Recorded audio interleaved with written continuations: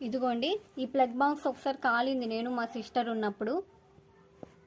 అలాగే ఈ plug box కూడా ఒకసారి మంటలు వచ్చాయి. ఈ ప్లగ్ బాక్స్ ఇది పనిచేయదు ప్రెజెంట్, మేము ఇక్కడ పెట్టుకుంటున్నాము.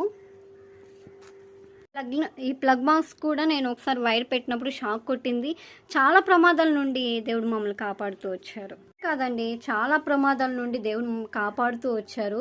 ఈ ఇంట్లోనే చాలాసార్లు దేవుడు మమ్మల్ని కాపాడుతూ వచ్చారు. అప్పుడు నేను నా తమ్ముడు ఉన్నారు, ముగ్గురం ఉన్నాం.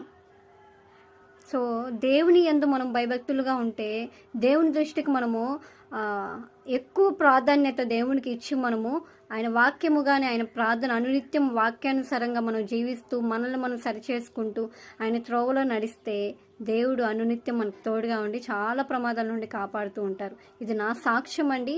నా సాక్ష్య జీవితం మీ ముందు ఉంచడానికి దేవా కృపనిచ్చారు. మీకు చెప్పేది ఏంటంటే ఫైనల్గా మీరు ఫోన్కి, గ్యాస్కి, అలాగే స్విచ్ బోర్డులకి చాలా అంటే గమనించుకోండి. బయటకు వెళ్ళినప్పుడు, బయట నుంచి వచ్చినప్పుడు దేవుని కృపను బట్టి మనకి వెహికల్స్ ఎలాంటి ప్రాబ్లం జరగకుండా దేవుడు కాపాడుతున్నారు కాబట్టి మనం సురక్షితంగా ఉన్నాము. కాబట్టి ప్రేయర్ చేసుకోండి, బైబిల్ చదువుకోండి.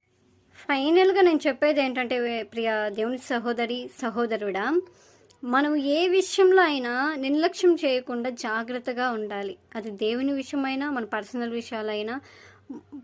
ముఖ్యంగా నేను చెప్పేది ఏంటంటే ఫోన్ మన దగ్గర ఉండకూడదు, చాలా దూరం ఉండాలి.